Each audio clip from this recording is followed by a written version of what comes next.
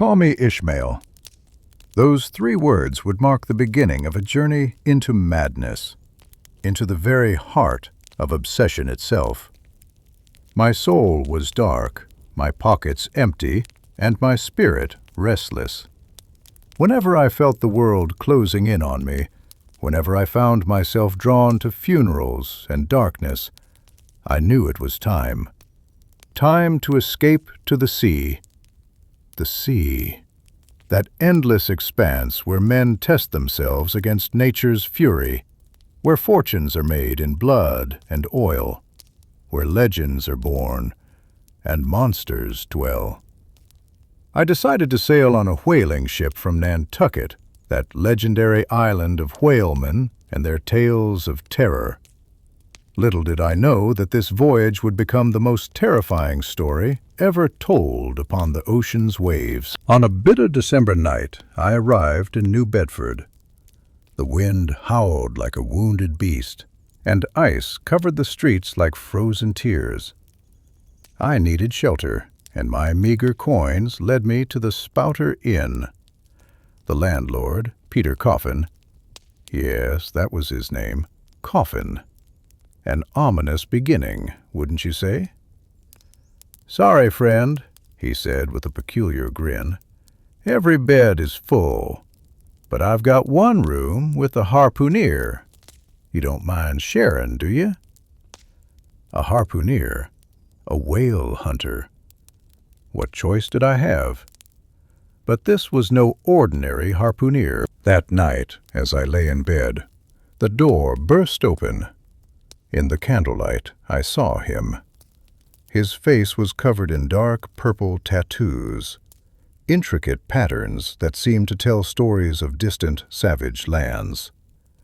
His head was shaved, except for a small knot of hair on top.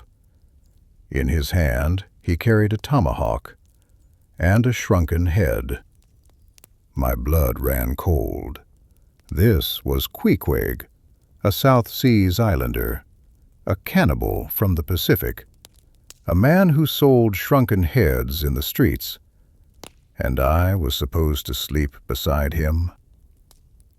Terror gripped my heart as he began his nightly ritual.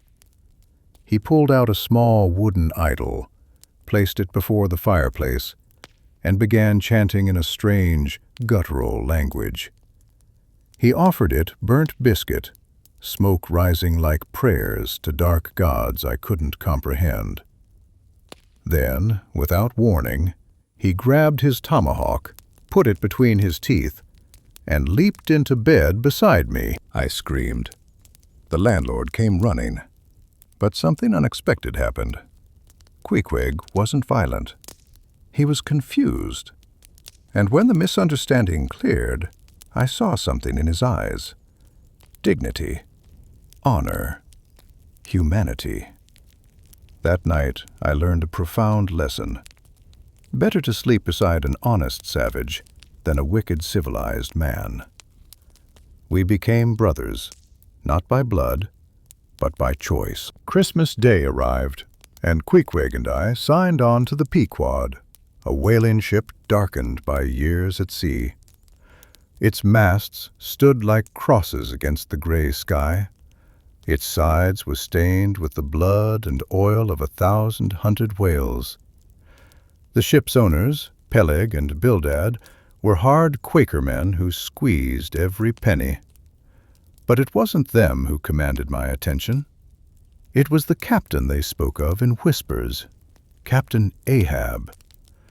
"He's a grand, godlike man," they said, "but he's been changed." On his last voyage, a monstrous white whale had attacked his ship. The beast had bitten off Ahab's leg, taking it clean at the knee. Now he walked on a leg carved from the jawbone of a whale. The creature hadn't just taken his limb, it had taken something from his soul. Before we sailed, a strange, ragged man approached us on the docks. His name was Elijah, and he called himself a prophet. "Do you know Captain Ahab?" he asked, his eyes wild with fear. "We've signed on his ship," I replied. His face went pale. "Have you seen Old Thunder? Have you looked into his eyes?" We shook our heads. "Then you don't know what you've done. That man has made a bargain with darkness itself. Mark my words, not all who sail with Ahab will return. Some of you will sleep in the deep before this voyage ends." His warning sent chills down my spine. But it was too late. We had signed.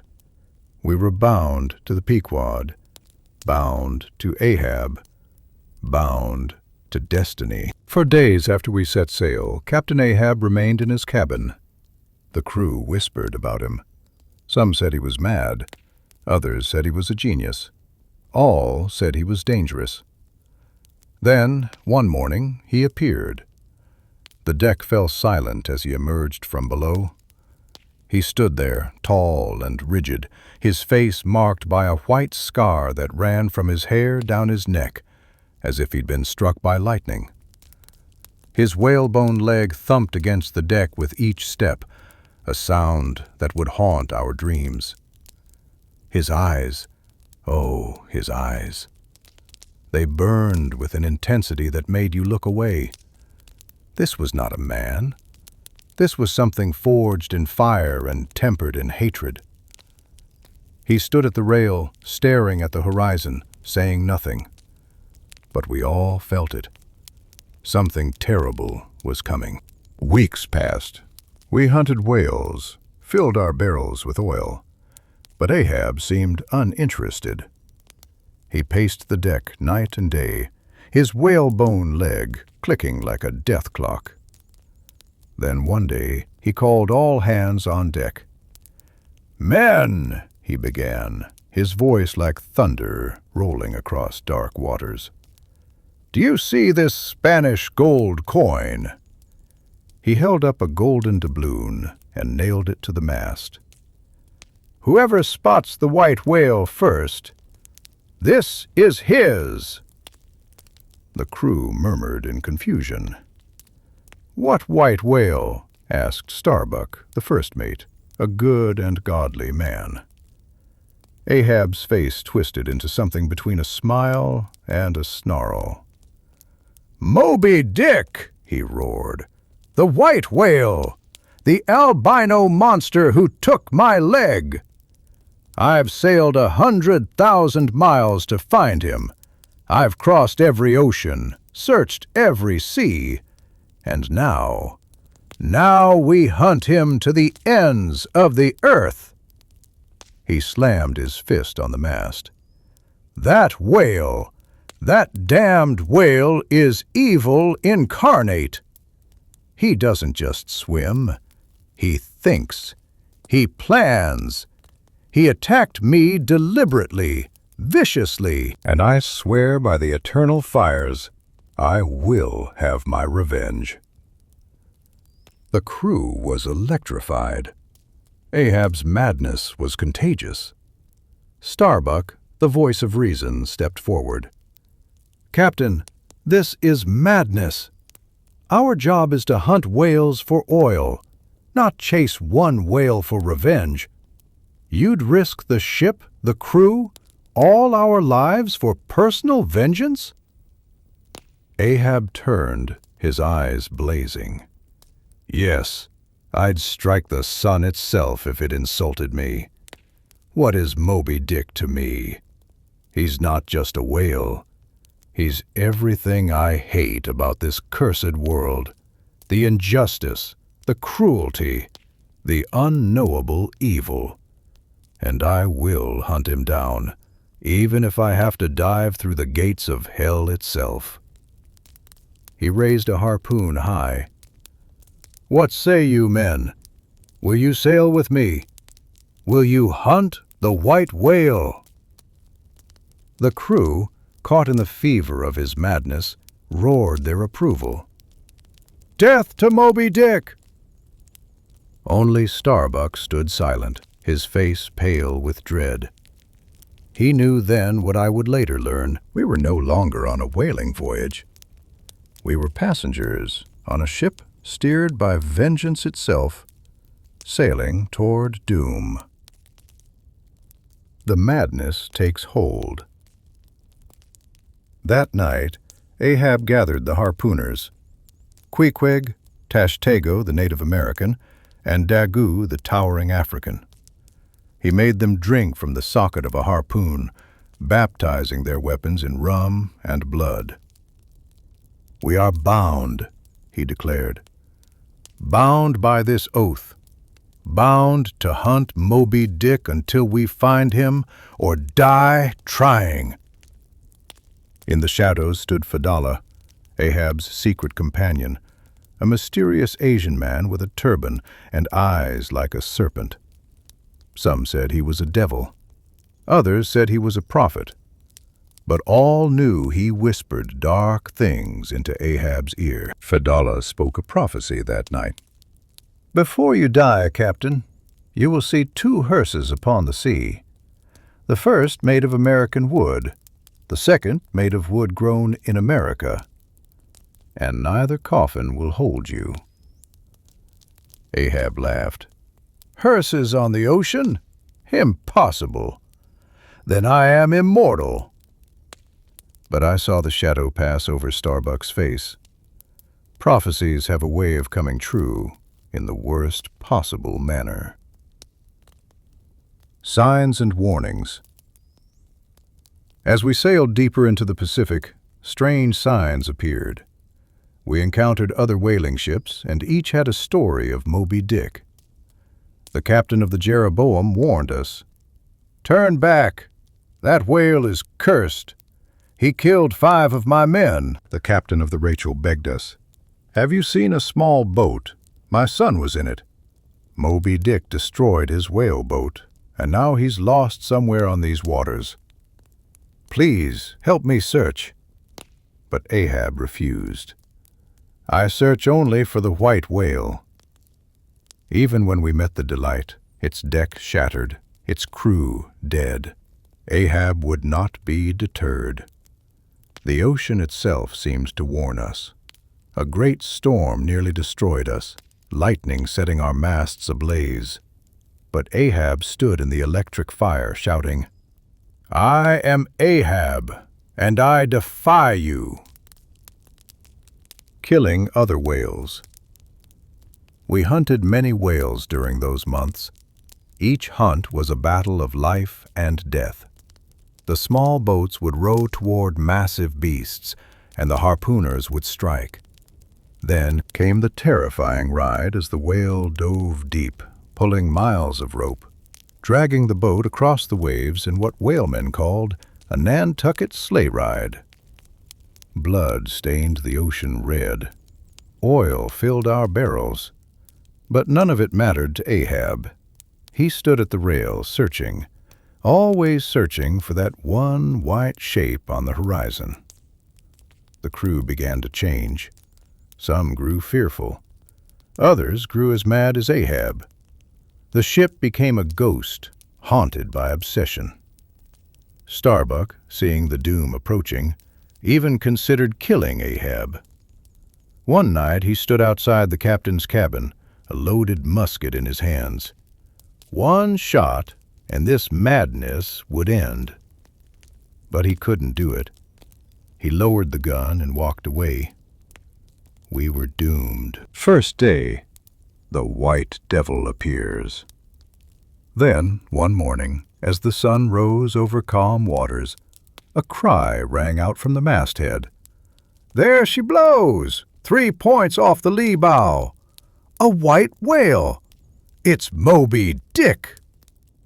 Time stopped. Ahab's face transformed.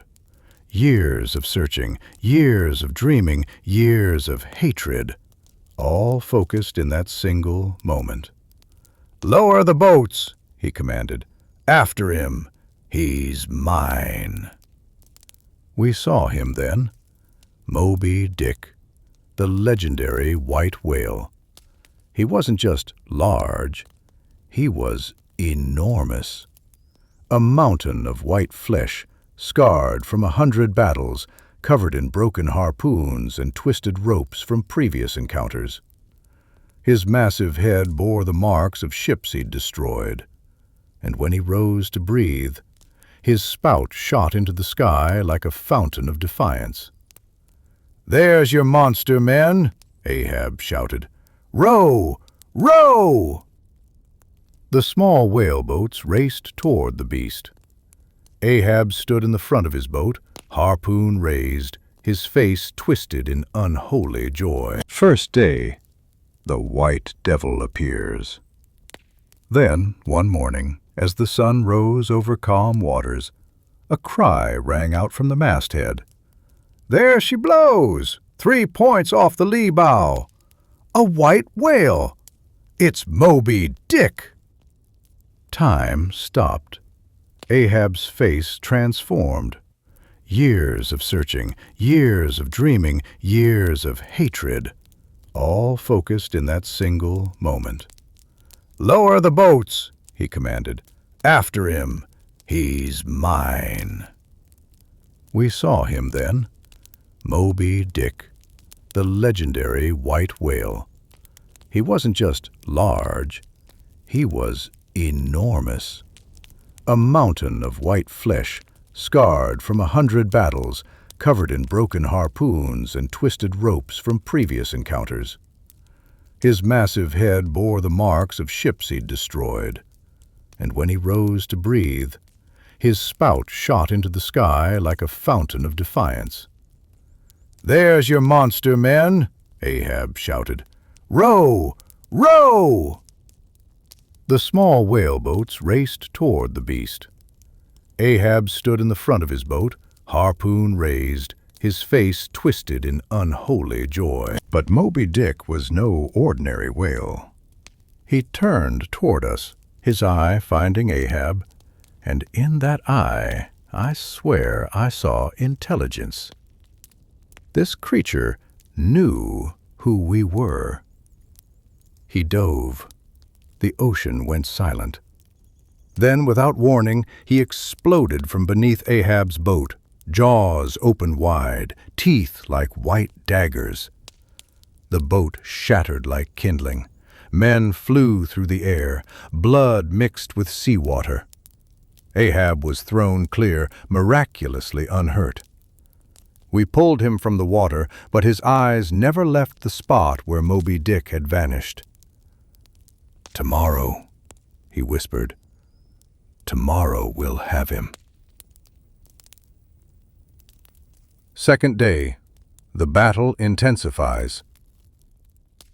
Dawn broke red like blood spreading across the sky.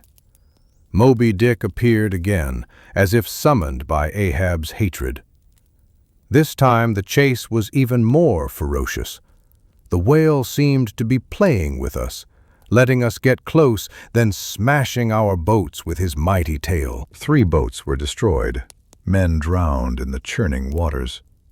But Ahab kept coming, kept throwing harpoons, kept screaming his rage at the heavens. Fedallah, the mysterious prophet, was thrown from his boat. We saw him disappear beneath the waves. "The prophecy!" someone shouted.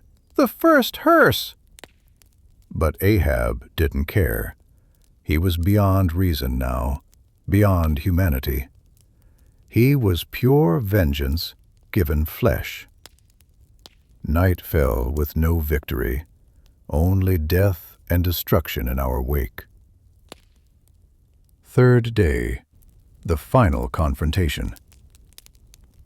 The morning of the third day was eerily calm. The ocean was like glass, reflecting a pale blue sky. We all knew this was the end. One way or another, today would decide everything. Moby Dick appeared at dawn, but this time he didn't flee. He waited. "He wants us," Starbuck whispered. "God help us, he wants us to come." Ahab's laugh was terrible to hear.